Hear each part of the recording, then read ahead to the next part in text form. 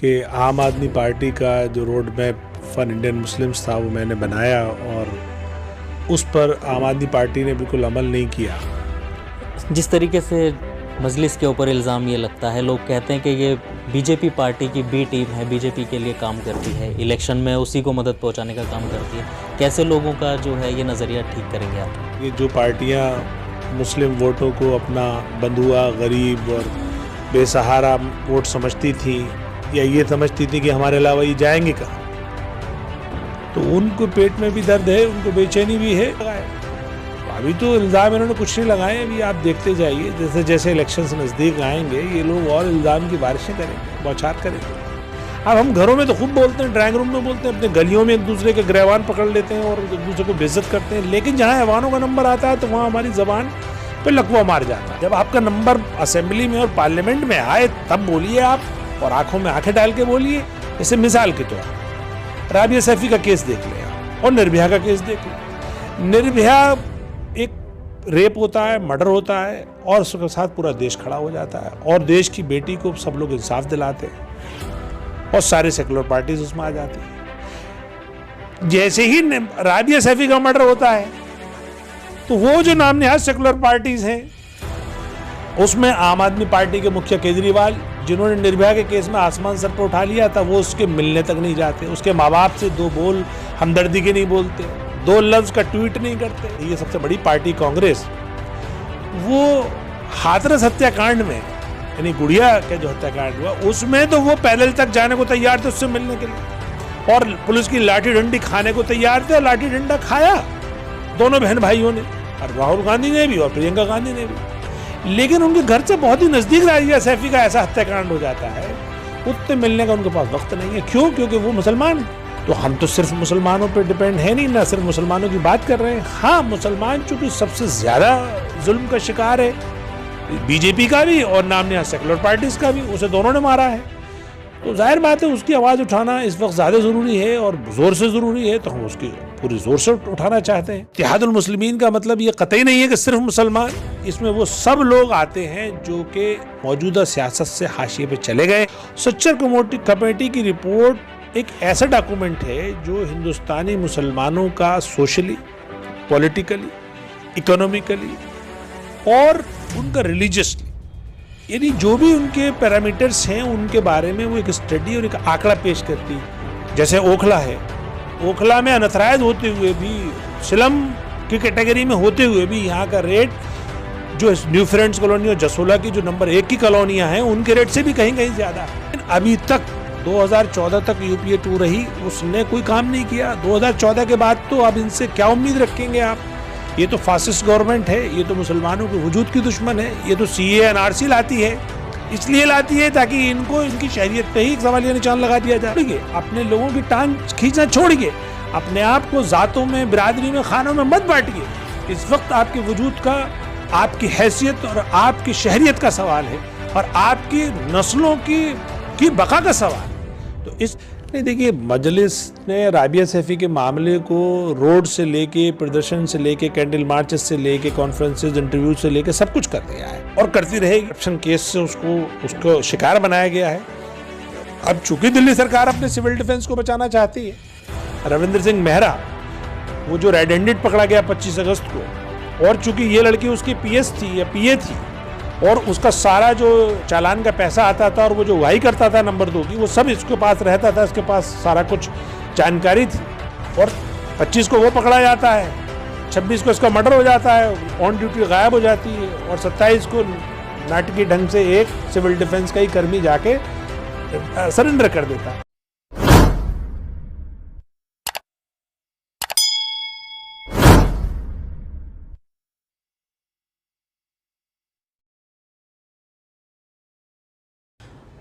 आदाब नाजरीन, आप देख रहे हैं शाम टीवी और मैं अब्दुल वाजिद चिश्ती निज़ामी।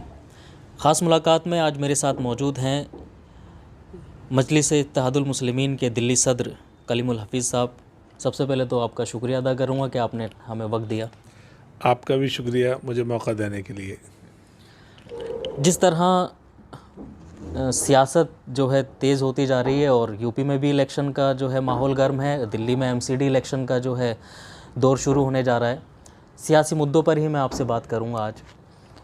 जिस तरह अभी राबिया सैफ़ी का मामला हुआ उसमें आप ज़्यादा चर्चा में आए, मजलिस ने जिस तरह आवाज़ उठाई, सबसे पहला सवाल यही कि पहले आम आदमी पार्टी में थे आप, मजलिस में किस तरह से जो है आपका आना हुआ?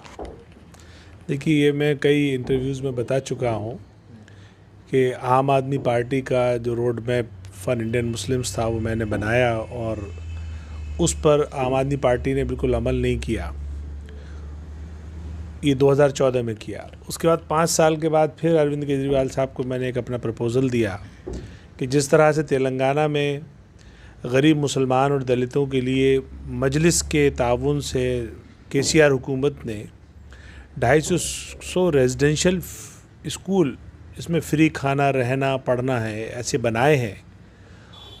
उसी तरह से आप दिल्ली में भी बनाई है और उन्होंने उसको मंजूरी दी और उसको प्रोजेक्ट को शुरू किया। शुरू करने के बाद उसे फिर बीच में डंप कर दिया। तो इन 2 वजूहात की वजह से मैं आम आदमी पार्टी छोड़ के मजलिस में आया। और मजलिस चूँकि अपना उनकी जो लीडरशिप है वो इतनी डायनेमिक और इतनी क्लियर और इतनी ईमानदार और इतनी बेबाक है कि जिसको जी चाहता है कि उसको फॉलो किया जाए।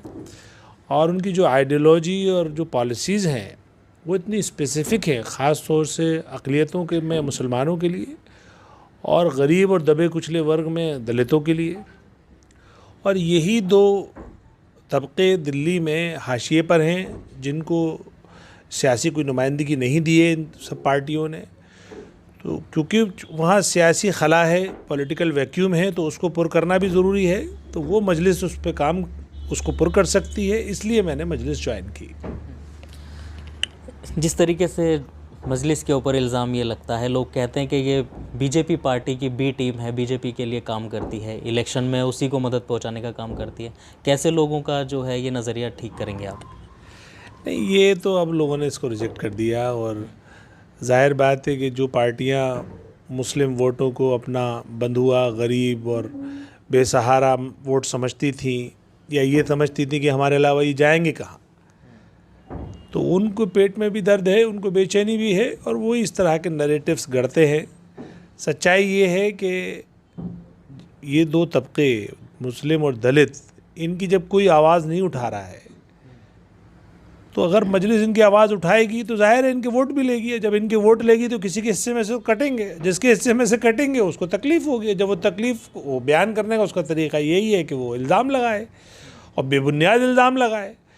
तो अभी तो इल्ज़ाम इन्होंने कुछ नहीं लगाए, अभी आप देखते जाइए जैसे जैसे इलेक्शंस नज़दीक आएंगे ये लोग और इल्ज़ाम की बारिशें करेंगे, बौछार करेंगे। ज़मीनी सतह पर रह कर के आपने लोगों की खिदमत को अंजाम दिया है और समाजी कारकुनान में एक अच्छा नाम जो है आपका जाना जाता है। क्या वजह रही जो आपने सियासत का रास्ता चुना? एक्टिविज़म में हमने देखा कि हम एक्टिविज़म में भी कामयाब थे, लेकिन हम सरकारों पे वो दबाव नहीं बना पाए कि जो हमारे मुद्दे और जो हमारी डिमांड्स थी उनको हम पब्लिक में नहीं ट्रांसफ़र करवा पाए। वहाँ से हमें यह एहसास हुआ कि देखिए, जमहूरियत में जो सबसे पावरफुल जो प्लेटफार्म है वो पॉलिटिकल प्लेटफार्म है और हम जो भी एक्टिविस्ट हैं वो एक्चुअली पॉलिटिकल जो प्लेयर्स हैं उनको मुद्दे फराहम करते हैं। अब पॉलिटिकल प्लेयर्स उसको कितना सीरियसली लेते हैं और अपनी सरकारों पे, अपनी पार्टी पे कितना दबाव बनाते हैं, ये देखने वाली बात है। हमारी कम्युनिटी में पहले तो एक्टिविज़म ही नहीं है और अगर है भी एक्टिविस्ट हैं भी बहुत थोड़े हैं, नाकाफ़ी हैं, तब उनको सियासी जो रहनुमा हैं या जो नाम नहाद सेकुलर पार्टियों की जो नुमाइंदे हैं वो उनको सीरियस नहीं लेते या यूँ कहिए कि उनके ख़िलाफ़ रहते हैं। उन सोशल एक्टिविस्ट की बात को वो बेचारे मेहनत करके और समाज की से मुद्दे निकाल कर लाते हैं, लेकिन हमारे वो जो हमारी कम्युनिटी से लोग हैं लेकिन वो नाम नहाद सेकुलर पार्टीज़ के नुमाइंदे हैं, इसलिए वो उनको जानबूझ के रोक देते हैं कहीं ये ना पॉपुलरिटी पा जाए। इसकी वजह से कम्युनिटी का नुकसान होता है। लेकिन इसके बरक्स मजलिस में ये खूबी है, मजलिस की ये ताकत है या मजलिस की ये पिछले 63 साल की कारकर्दगी है कि वो जो ज़मीनी मुद्दे हैं, यानी जो सरोकार है जिनसे आम आवाम को, ख़ास तौर से मुस्लिम्स को, उसको वो बखूबी उठाते हैं। और सबसे उसका खूबसूरत मिसाल बैरिस्टर असदुद्दीन ओवैसी साहब हैं कि जो भी मसला होता है मुसलमानों का, चाहे वो मॉब लिंचिंग हो, चाहे इनको पॉलिसीज़ के थ्रू इनको आइसोलेट करने की बात हो, या CAA NRC के थ्रू इनकी शहरियत पे सवालिया निशान लगाने वाली बात हो, या इनके जो और हुकूक़ हैं उनकी पामाली की बात हो, तो बैरिस्टर असदुद्दीन ओवैसी साहब उसको बहुत ही आर्टिकुलेटेड तरीके से पार्लियामेंट में उठाते हैं। और भले से सरकारें उसको माने ना, लेकिन सरकारें सुनने पे मजबूर होती है। और जो ये जो अपोजिशन पार्टीज़ हैं और नामनिहाद सेकुलर पार्टीज़ हैं, ये भी चुपचाप सुनती हैं उसको, क्योंकि वो इतने खूबसूरत ढंग से सुनाते हैं। तो वाजिद साहब, जमहूरियत में एक जो सबसे एसेंशियल जो एक चीज़ रिक्वायर्ड है वो है लीडरशिप, और लीडरशिप भी वो जो ऐवानों में या अप्रोप्रिएट प्लेटफॉर्म पे बोल सके। अब हम घरों में तो खूब बोलते हैं, ड्राइंग रूम में बोलते हैं, अपने गलियों में एक दूसरे के गिरवान पकड़ लेते हैं और एक दूसरे को बेइज्जत करते हैं, लेकिन जहाँ ऐवानों का नंबर आता है तो वहाँ हमारी ज़बान पे लकवा मार जाता है, हम खामोशी इख्तियार कर लेते हैं। सच्चाई तो ये है कि आप घर में, अपने गली में, अपने मोहल्ले में तो इज़्ज़त करें अपने बुज़ुर्गों की, और कोशिश करें कि एक दूसरे की से मोहब्बत से पेश आएँ और एक दूसरे की जो है बेइज्जती ना करें। लेकिन जब आपको मौका मिले ऐवानों में, जब आपका नंबर असेंबली में और पार्लियामेंट में आए, तब बोलिए आप, और आंखों में आंखें डाल के बोलिए। वो उस बात का भी वज़न होता है और उस बात का असर भी होता है, और सरकारें उसको मानती भी हैं। तो ये काम बखूबी करते हैं हमारे बैरिस्टर असदुद्दीन ओवैसी साहब। तो इसलिए मुझे तो ये खुशी है कि मैं जो काम सोशल एक्टिविस्ट बनकर ना कर पाया, वो इंशाअल्लाह अब मैं पॉलिटिकल प्लेटफॉर्म पे बैरिस्टर असदुद्दीन ओवैसी साहब की क़यादत में और इतने अहम सूबे का एक सदर होने के नाते मुझे मौका मिला है। इंशाअल्लाह मैं अपनी पूरी ईमानदारी और दयानतदारी और सकत के साथ इसको निभाने की कोशिश करूँगा। और आप देख भी रहे होंगे, अभी मुझे 6 महीने हुए हैं बने हुए, उसमें लॉकडाउन को भी माइनस कर दीजिए, रमज़ान और लॉकडाउन एक साथ आ गए थे, तो असल में तो मैं 4 महीने ही मेरी इफ़ेक्टिव वर्किंग है। अब इसमें आप तय करेंगे कि मैं कैसा काम कर रहा हूँ, लेकिन मैं अपने आप से मुतमईन हूँ। और जिस तरह से मुझे रेस्पॉन्स अपने कैडर से मिल रहा है, अपनी पार्टी से मिल रहा है, आम आवाम से मिल रहा है, ख़ास तौर से जो इम्पोर्टेंट जो तबक़ात हैं कम्युनिटी के, जैसे उलमा इकराम हैं, डॉक्टर्स हैं, वकला हजरात हैं, टीचर हजरात हैं, बिज़नेस कम्युनिटी है, इनके लोगों से जब मैं मिलता हूँ तो मुझे बड़ा इत्मीनान होता है कि मेरा फ़ैसला सही था कि मैं सियासत में आया, और मुझे पहले आ जाना चाहिए था। मैं अपने बारे में शायद अपने आप को सही नहीं आंक पा रहा था। मैं समझ रहा था कि शायद वो सोशल एक्टिविज़म के से ही मैं खिदमत कर पाऊँगा, लेकिन अब मुझे एहसास हुआ कि ये पॉलिटिकल प्लेटफॉर्म पे आना बहुत ज़रूरी था। और जिस तरह की हमारी पार्टी की प्रोग्रेस है और जिस तरह से हम नताइज देख रहे हैं, उससे मुझे उम्मीद है कि नतीजे और बेहतर होंगे। सियासत में सेकुलरिज़म का ज़्यादा ज़िक्र होता है। सभी पार्टियां, चाहे वो बीजेपी हो या कांग्रेस हो या आम आदमी पार्टी, या जैसे आप जिस पार्टी के सदर हैं, मजलिस के दिल्ली सदर, सेकुलरिज़म को या सेकुलर इस अल्फाज को या इस बात को किस तरीके से देखते हैं आप? दावे तो सभी पार्टियां करती हैं सेकुलर के, तो क्या एक सेकुलरिज़म का नाम लेकर के मुस्लिम वोटों का या मुस्लिम एक माशरे का इस्तेमाल होता रहा है, या आगे भी ऐसे होता रहेगा? मजलिस किस तरह देखती है इसको? देखिए, सेकुलरिज़म तो हमारे देश की या हमारे देश के संविधान की जान है। उसी सेकुलरिज़म की वजह से इस देश का कोई मज़हब नहीं है और ये देश एक संविधान से चलेगा। तो सेकुलरिज़म तो हमेशा हमें पसंद करना चाहिए, हमें मानना चाहिए, इसको बढ़ावा देना चाहिए। और मजलिस पुरज़ोर इसकी वकालत करती है कि सेकुलरिज़म जब तक ज़िंदा रहेगा हिंदुस्तान में, तब तक अक़लियत भी ज़िंदा रहेंगी, सेफ़ रहेंगे, उनके हकूक़ भी सेफ़ रहेंगे और संविधान यानी आइन भी मजबूत रहेगा। अब सवाल ये पैदा होता है कि इसको प्रैक्टिस कैसे किया गया। तो जो नाम नहाद सेकुलर पार्टीज़ का जो पॉलिटिकल सेकुलरिज़म है, उसके ख़िलाफ़ हैं हम, जिसको बीजेपी कहीं तुष्टिकरण कहती है या और दूसरे मीडिया में अलग अलग टर्मिनोलॉजी से इसको माना जाता, मतलब कहलाया जाता है या उसको पुकारा जाता है। वो क्या है? पॉलिटिकल सेकुलरिज़म अपनी चॉइस से अपने लिए वो अलग चीज़ें घड़ लेते हैं। जैसे मिसाल के तौर पे राबिया सैफ़ी का केस देख लें आप, और निर्भया का केस देख लें। निर्भया एक रेप होता है, मर्डर होता है, और उसके साथ पूरा देश खड़ा हो जाता है और देश की बेटी को सब लोग इंसाफ दिलाते हैं और सारे सेकुलर पार्टीज़ उसमें आ जाती हैं। जैसे ही राबिया सैफ़ी का मर्डर होता है, तो वो जो नाम नहाद सेकुलर पार्टीज़ हैं उसमें आम आदमी पार्टी के मुखिया केजरीवाल, जिन्होंने निर्भया के केस में आसमान सर पर उठा लिया था, वो उसके मिलने तक नहीं जाते, उसके माँ बाप से 2 बोल हमदर्दी के नहीं बोलते, 2 लफ्ज़ का ट्वीट नहीं करते, 2 सेकंड की बाइट नहीं देते फेसबुक पे, ना ANI को बुला के देते, ना प्रेस कॉन्फ्रेंस करते हैं। वही आप दूसरे जो नाम निहाद सेकुलरिज्म की जो सिरमौर है, या यूँ कहिए सबसे बड़ी पार्टी कांग्रेस, वो हाथरस हत्याकांड में, यानी गुड़िया के जो हत्याकांड हुआ उसमें तो वो पैदल तक जाने को तैयार थे उससे मिलने के लिए, और पुलिस की लाठी डंडी खाने को तैयार थे, और लाठी डंडा खाया दोनों बहन भाइयों ने, और राहुल गांधी ने भी और प्रियंका गांधी ने भी। लेकिन उनके घर से बहुत ही नज़दीक राजिया सैफ़ी का ऐसा हत्याकांड हो जाता है, उससे मिलने का उनके पास वक्त नहीं है। क्यों? क्योंकि वो मुसलमान हैं। तो ऐसा सेकुलरिज्म हमें नहीं चाहिए कि जब हमारे मसाइल, हमारे मुद्दे, हमारी तकलीफ़ जब सामने हो और उस वक्त हमें आपकी ज़रूरत हो, अरे भाई आप जांच के आदेश नहीं दे सकते, जांच की सिफारिश नहीं कर सकते, आप मुआवजा नहीं दे सकते जो उसके लिए है, तो कम से कम मिल तो सकते हैं ना, मुलाकात में आपका क्या चला जाएगा। लेकिन चूँकि आप वो मैसेज भी देना नहीं चाहते कि आप मुसलमान के साथ खड़े हुए हैं, तो ऐसा जो सेकुलरिज्म है इसके हम खिलाफ़ हैं। हम चाहते ये हैं कि जो संवैधानिक सेकुलरिज्म है वो कायम हो हिंदुस्तान में, और जितने भी मजलूम तबकात हैं, गरीब तबकात हैं, या पिछड़े हैं, या जिनको किसी तरह से पॉलिटिकली हाशिए पर डाल दिया गया है, उन सब की आवाज़ बनना चाहिए, और वो उसी सेकुलरिज्म के दायरे में उनके साथ ट्रीटमेंट मिलना चाहिए जो बाकायदा हमारे संविधान में व्यक्त किया गया है। वो ये जो पॉलिटिकल सेकुलरिज्म जो अपनी सहूलत के एतबार से अपनाते हैं, ये इसने देश को बर्बाद किया है, इसने देश के बहुत बड़े हिस्से को और गरीब से गरीब तर कर दिया है। बहुत सारे वर्ग को, ख़ासतौर से मुसलमानों को, सियासी तौर पे, समाजी तौर पे, माशी तौर पे और माशरती तौर पे इसको नीचे कर दिया है, कमज़ोर कर दिया है।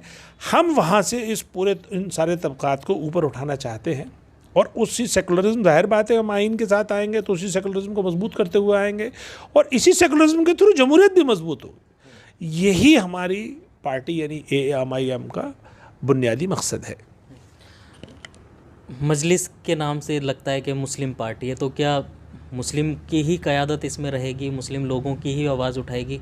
दूसरे मज़ाहिब की किस तरीके से आवाज़ उठा रही है मजलिस, या उठाएगी आने वाले वक्त? देखिए, हमारी पार्टी में एक हमारे सेक्रेटरी हैं राजीव रियाज साहब, वो जाटव कम्युनिटी से आते हैं और दिल्ली प्रदेश के सेक्रेटरी हैं और इंचार्ज हैं हमारे रिजर्व वार्ड के। दूसरे हमारे साथी हैं राजकुमार ढिल्लर साहब, वो भी दिल्ली प्रदेश के सेक्रेटरी हैं और वाल्मीकि कम्युनिटी से आते हैं और वो भी इंचार्ज हैं। तीसरे हमारे सरदार हैं DS बिंद्रा साहब, वो भी अल्पसंख्यक वर्ग से आते हैं।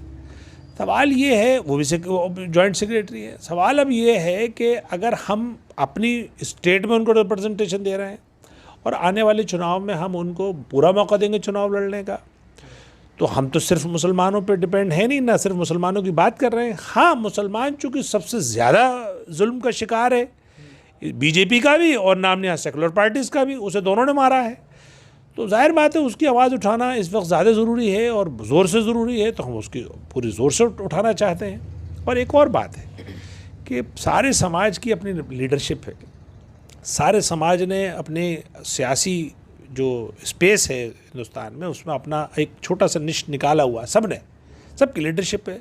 सिर्फ मुसलमान ऐसा है जो सबसे बड़ा सियासी गिरोह है हिंदुस्तान में। जितने भी लोग, जिस तरह से वोटिंग पैटर्न है इंडिया का, वो ज़ातों में बटा हुआ है, तो ज़ातों के एतबार से सबसे बड़ा गिरोह मुसलमान है। तो मुसलमान ने ना तो अपनी कोई अपना पॉलिटिकल लीडरशिप इस तरह से कायम की कि वो नेशनली उसको रिकग्निशन मिले, न स्टेट वाइज की उसने। अब अल्हम्दुलिल्लाह उसमें तब्दीली आ रही है। नेशनली उसने बैरिस्टर असदुद्दीन ओवैसी साहब को अपना लीडर मान लिया है और ऑल इंडिया मजलिस इत्तेहादुल मुस्लिमीन को उसने अपना प्लेटफॉर्म मान लिया है, इस परचम को अपना परचम मान लिया है। और स्टेट में भी आप देखेंगे कि जिस तरह से बिहार में अख्तरुल ईमान साहब की लीडरशिप को एक्सेप्ट किया गया, जिस तरह से उत्तर प्रदेश में शौकत अली साहब अपनी जीत और अपनी मकबूलियत का परचम लहरा रहे हैं। इससे पहले महाराष्ट्र में MIM ने और MIM के लीडरान ने, ख़ासतौर से जो दिल्ली के भी इंचार्ज हैं सैयद इम्तियाज़ जलील साहब, जो औरंगाबाद के सांसद भी हैं, उनको अपना नेता माना है। दिल्ली में ये खाकसार कोशिश कर रहा है कि वो किसी तरह से मुसलमानों की या पिछड़े या दबे कुचले वर्ग की आवाज़ बन सके। अल्लाह करे कि वो मेरी आवाज़ में अल्लाह ताला मुझे वो असर दे दे और मेरी कौम में वो समझ दे दे कि मैं उनकी खिदमत कर पाऊँ। तो ये एक प्रोसेस है, और इस प्रोसेस में इत्तेहादुल मुस्लिमीन का मतलब ये कतई नहीं है कि सिर्फ मुसलमान, इसमें वो सब लोग आते हैं जो कि मौजूदा सियासत से हाशिए पे चले गए हैं, और हम मुस्बत तरीके से पॉजिटिवली उनका अप्रोच कर रहे हैं, और मुझे उम्मीद है कि उनका हमें साथ मिलेगा। सच्चर कमेटी का जिक्र भी आपने एक स्पीच में किया, आप उसमें मेंबर भी थे। वो क्या है उस पूरी रिपोर्ट में, किस तरीके से वो शाया की गई थी रिपोर्ट, और क्या कार्रवाई उस मौजूदा सरकार ने उस वक्त की? नहीं, मैं सच्चर कमेटी का मेंबर नहीं था, लेकिन सच्चर कमेटी के जो बनाने वाले हैं वो मेरे दोस्त हैं, अबू साले शरीफ साहब, जिनके एक आर्टिकल पे वो प्रधानमंत्री मनमोहन सिंह साहब ने वो एक सच्चर कमेटी का बाकायदा ये डिसीज़न लिया। उनके काम में मैं ज़रूर शरीक रहा, और उस काम में सही मायनों में वो जो आज़ाद हिंदुस्तान में मुसलमानों का जो स्टेटस था, जो डॉक्यूमेंटेड नहीं था, लोग आइडिया से बात किया करते थे कि मुसलमान बैकवर्ड है या फॉरवर्ड है, कौन से एतबार से बैकवर्ड है, कौन से एतबार से नहीं है। इसका खुलासा सच्चर कमेटी की रिपोर्ट में हुआ। सच्चर कमेटी की रिपोर्ट एक ऐसा डॉक्यूमेंट है जो हिंदुस्तानी मुसलमानों का सोशली, पॉलिटिकली, इकोनॉमिकली और उनका रिलीजियसली, यानी जो भी उनके पैरामीटर्स हैं उनके बारे में वो एक स्टडी और एक आंकड़ा पेश करती है, और वो कंपैरेटिव स्टडी भी देती है कि आखिर दूसरी कौमों से वो कहाँ कहाँ आगे हैं, कहाँ कहाँ पीछे हैं, और फिर उसके मुताबिक वो उनकी सिफारिश करती है कि अब सरकारों को क्या क्या कदम उठाने जाने चाहिए कि जिससे कि इनकी हालत बेहतर हो जाए। उसकी टोटल 21 उसकी सिफारिशात हैं। यूपीए सरकार जिसने पहली बार 2006 में ये रिपोर्ट शाये की, उसने भी यूपीए 2 में तक में उसको इम्प्लीमेंट नहीं किया, चूँकि रिपोर्ट तो बन गई मगर सरकारों की नीयतें साफ़ नहीं है, चूँकि ख़ासतौर से जो एग्जीक्यूटिव्स हैं, यानी जो नीचे प्रशासनिक सेवा और जो प्रणाली है वो इतनी करप्ट है हमारे यहाँ कि पॉलिसी बन भी जाए तब वो उसको इम्प्लीमेंट नहीं करते।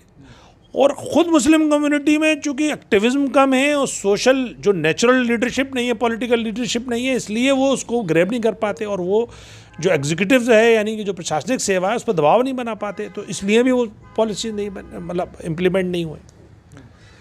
लेकिन मैं ये समझता हूँ कि उस डॉक्यूमेंट से हमें ख़ुद को ज़रूर मुहासबा करने का ये मौका मिल गया कि आखिर हम समाजी तौर पर, तालीमी तौर पर, माशी तौर पर और सियासी तौर पर बाज़ जगहों पे तो हम दलितों से पीछे और बाज़ जगहों पे हम दलितों के बराबर हैं। उससे हमें अपनी स्टेटस का एहसास हो गया कि आखिर जो 60 साल से हम जिन पार्टीज़ को जिताकर ऐवानों में या सरकारों में बिठाते चले आए थे, उनका हमारे साथ क्या रवैया रहा कि जो उन्होंने, यानी जहां हम नौकरियों में 33% थे मुल्क आज़ाद होने से पहले, जब सच्चर कमेटी की रिपोर्ट बताती है कि ये सरकारी नौकरियों में 4% से भी कम है। सच्चर कमेटी की रिपोर्ट बताती है कि नेशनल लिटरेसी रेट से और मुसलमानों के लिटरेसी रेट में कितना बड़ा गैप है। सच्चर कमेटी एक और बात बताती है कि मुसलमानों में जो घिटोइजेशन जो हुआ है, यानी घिटोज़ में जो चला गया मुसलमान, जैसे ओखला है, ओखला में अनथराइज होते हुए भी, सिलम की कैटेगरी में होते हुए भी यहाँ का रेट जो न्यू फ्रेंड्स कॉलोनी और जसोला की जो नंबर 1 की कॉलोनियाँ हैं उनके रेट से भी कहीं कहीं ज़्यादा है। उसकी वजह क्या है कि सरकारों ने इस तरह से मुसलमानों को ट्रीट किया कि इनमें एक खौफ पैदा हो। नाम नहाद सेकुलर पार्टीज इसमें सबसे आगे रहीं कि इन्होंने मुसलमानों में ऐसा खौफ पैदा किया कि मुसलमान, पढ़ा लिखा मुसलमान भी, बहुत सारे तो ऐसे जो ब्यूरोक्रेट होते हुए भी वो अपनी सिक्योरिटी, अपनी फैमिली की सिक्योरिटी की खातिर ऐसे घिटोज़ में जाने पे मजबूर हो गए। प्रोफेसर्स, डॉक्टर्स, वकील रहने पे मजबूर हो गए। उसकी वजह सरकारी तो रही, सरकारों की पॉलिसी रही। तो जब घिटोज़ में चले जाता है कोई भी कम्युनिटी, तो उस कम्युनिटी का जो मेजॉरिटी कम्युनिटी है उससे गैप बन जाता है, और जब गैप बन जाता है तो बहुत सारी गलतफहमियाँ, बहुत सारे तरह तरह के ऐसे नैरेटिव गढ़े जाते हैं जो आजकल आप मीडिया में देखते हैं। तो सच्चर कमेटी ने यह भी कहा कि सरकार को ऐसी पॉलिसीज़ लानी चाहिए, ख़ास तौर से अपनी हाउसिंग की या अपनी अर्बन प्लानिंग में ऐसी करनी चाहिए कि वहाँ पे मुसलमानों के लिए अलग से अच्छी कॉलोनी बनाई जाए, या मुसलमान और हिंदू को मिक्स कर दिया जाए, कुछ रिजर्वेशन दे दिए जाएँ, उनको सरकारी नौकरियों में रिजर्वेशन दे दिए जाएँ, हाउसिंग कॉलोनियों में रिजर्वेशन दे दिए जाएँ, बैंक लोन में रिजर्वेशन दे दिए जाएँ, इनको तालीम गाहों में रिजर्वेशन दे दिया जाए, इनको फ़ौज में रिजर्वेशन दे दिया जाए। तो जब ये रिजर्वेशन हो जाएगा तो ये भी फिर हिंदुस्तान की जो एक कहना चाहिए जो नेशनलिस्टिक अप्रोच की जो कम्युनिटी है उसमें इनका शमूलियत हो जाएगी। और ये जो मुख्य धारा से ज़बरदस्ती अलग कर दिए गए या बाय डिफ़ॉल्ट अलग हो गए, ये भी इससे बचेंगे। जब ये मुख्यधारा में आ जाएंगे तो इनमें वो तमाम तरह के जो नैरेटिव गढ़े जाते हैं मीडिया में, उससे ये निकल आएंगे। ये सब काम सच्चर कमेटी ने किया, लेकिन अभी तक 2014 तक यूपीए 2 रही, उसने कोई काम नहीं किया। 2014 के बाद तो अब इनसे क्या उम्मीद रखेंगे आप? ये तो फासिस्ट गवर्नमेंट है, ये तो मुसलमानों के वजूद की दुश्मन है, ये तो CAA NRC लाती है, इसलिए लाती है ताकि इनको इनकी शहरियत पे ही एक सवालिया निशान लगा दिया जाए। तो ये मामलात और ये हालात को देखते हुए कम्युनिटी को इस वक्त गौर व ख़ौस करने की ज़रूरत है, अपना मुहासबा करने की ज़रूरत है, अपनी लीडरशिप के बारे में सोचने की ज़रूरत है कि अब हमें कैसी लीडरशिप लानी है। लेकिन मेरा जहाँ तक मानना है, पर्सनली मेरा मानना ये है कि मुसलमानों में जब तक ऑर्गेनिक लीडरशिप नहीं उभरेगी, जब तक उनके बीच में से नेचुरल लीडरशिप नहीं आएगी, तब तक इस जमहूरियत में उनका वाजिब हक नहीं मिलेगा। मैं एज ए MIM प्रेसिडेंट, मेरी पूरी कोशिश है कि मैं हर इलाके से, हर तबके से और हर क्लास से मैं वो लीडरशिप निकाल के लाऊं जो मेरे साथ कुछ काम कर सके। कुछ अगर मुझसे सीनियर हैं तो वो मुझे सिखा सकें, और मुझसे जूनियर हैं तो मुझसे सीख सकें। ये प्रोसेस हमें पूरी जगह, पूरे हिंदुस्तान में करना होगा। चूँकि दिल्ली एक सेमी स्टेट है लेकिन कैपिटल सिटी है, इसलिए यहाँ को लोग कॉपी आसानी से कर सकते हैं। हिंदुस्तान में ये एक मॉडल स्टेट हो सकता है।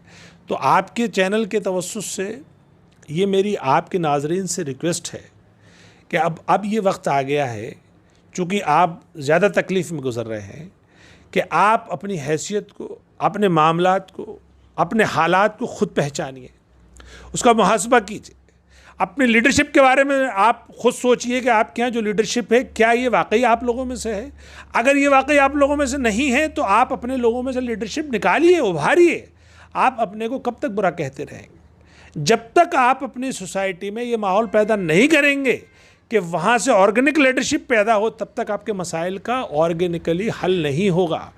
कलीमुल हफीज़ सदर मजलिस दिल्ली इस बात की ज़िम्मेदारी के साथ आपसे वादा करता है कि अगर आप लोग जेन्युइनली अपने समाज में से अपनी लीडरशिप देंगे, चाहे वो कितना ही कमज़ोर समाज हो, कितना ही मजबूत समाज हो, कितना ही कमज़ोर जगह हो, कितनी ही मालदार जगह हो, मेरा ये वादा है कि मैं आप तक आऊँगा और आपकी जो चुनी हुई लीडरशिप होगी उसको मैं पूरा मौका दूंगा। और अगर उसमें दम होगा और उसमें अगर वो सकत होगी और वो सारी काबिलियत होगी तो वो आपके मसाइल को आवानों में उठाएगी।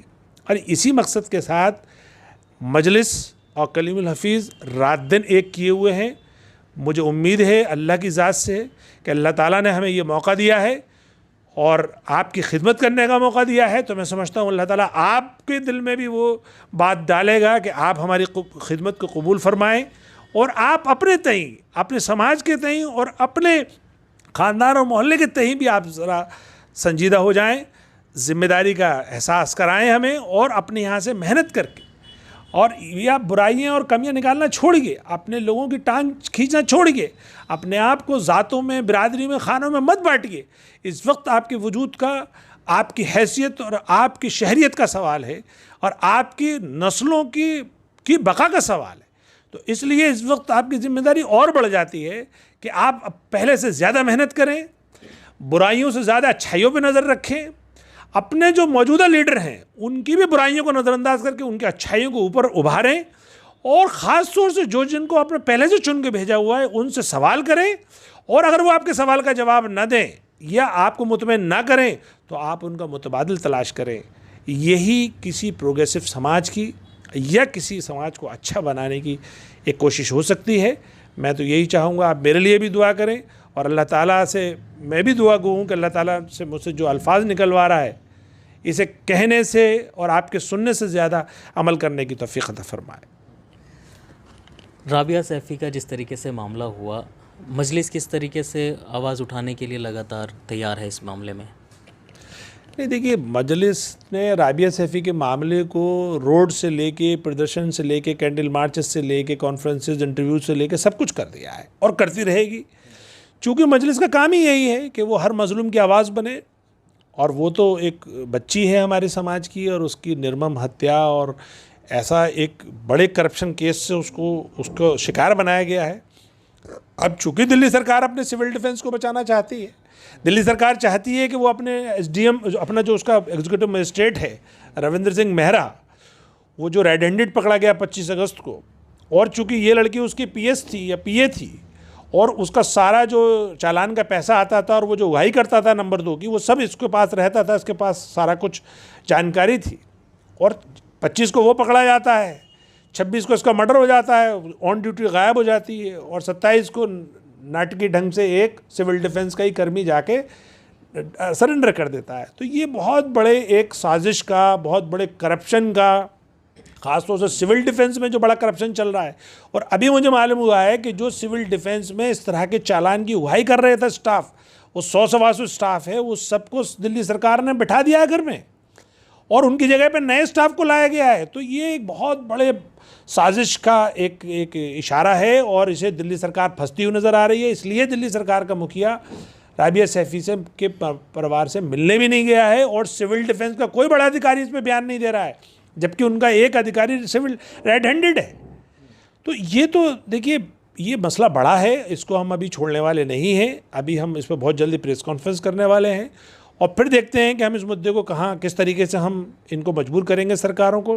लेकिन इतना तय है कि मजलिस दिल्ली में आ चुकी है, और अब वो ना दिल्ली सरकार को ना केंद्र सरकार को खुली जो इन्होंने दरिंदगी या खुली जो अपनी एक तरह से मनमानी चला रहे थे ये लोग, ये जुल्म की इंतहा कर रखी थी इन्होंने, उसे नहीं करने देगी। कम से कम उसे ज़रूर अपनी जो जितनी उसकी कोशिश होगी उसके ख़िलाफ़ आवाज़ उठाती रहेगी। एमसीडी इलेक्शन की क्या तैयारी चल रही है? देखिए, एमसीडी इलेक्शन की तैयारी है सब, ये जो भी हम कर रहे हैं अभी, हमारा अभी कैडर कॉन्फ्रेंसेस हो रही हैं। कल अभी पहले हमने अपने जो मेन स्टाफ है मेन हमारे पदाधिकारी हैं उनकी हमने की है कॉन्फ्रेंस, उसके बाद हमने यूथ की है, अभी फिर हमारे एडवोकेट की करनी है, हमें डॉक्टर्स की करनी है, फिर टीचर्स की करनी है। उसके बाद हमने एक ये प्लान किया हुआ है कि नेक्स्ट मंथ में या नेक्स्ट टू नेक्स्ट मंथ में हमारा 5000 जो कैडर का टारगेट बनाने का है दिल्ली में, उनकी कॉन्फ्रेंस करेंगे। तो 5000 कैडर कॉन्फ्रेंस करने के बाद हम अपना बाकायदा एक ज़मीन पे एमसीडी चुनाव की मुहिम शुरू करेंगे, और वो हम आपसे शेयर करते रहेंगे। और जिस तरह का हमें रेस्पॉन्स दलितों से मिल रहा है वो बहुत गैर मामूली है, बहुत अच्छा है। तो दलित मुस्लिम कॉम्बिनेशन मिलके हमें अच्छी बड़े नतीजों की तरफ लेके जा रहा है। अब ये तो वक्त बताएगा, और जैसे हमारे बैरिस्टर साहब कहते हैं कि हमारा काम है कोशिश करना, बाकी रिज़ल्ट देना तो काम अल्लाह का है। और वक्त के साथ कोशिश के साथ अल्लाह की मदद ज़रूर आती है, ऐसा भी हमने देखा है। और मैं पूरी उम्मीद हूँ कि एमसीडी चुनाव में नतीजे आपको चौंकाने वाले मिलेंगे। तो जिस तरीके से सुना आपने, गलियों से और सियासत तक का सफ़र कलीमुल हफीज़ साहब का किस तरीके से रहा, और आगे मुस्तकबिल में किस तरीके से पार्टी के साथ जुड़ कर के मज़लूमों की जो है आवाज़ उठाएगी मजलिस, ये तो आने वाला वक्त ही बताएगा। लेकिन जिस तरीके से सेकुलरिज़म के नाम पर लोगों ने सिर्फ सियासी मफाद के लिए, लोगों का फ़ायदा उठाने के लिए अपनी अपनी पार्टियों को चमकाया है, लेकिन ज़मीनी सतह पर उनके लिए क्या कुछ नहीं गया। मजलिस क्या इसमें काम करेगी, ये हम भी देखेंगे और आप भी देखेंगे। अगली कड़ी में किसी और ख़ास मुलाकात के लिए देखते रहिए एक शाम टीवी।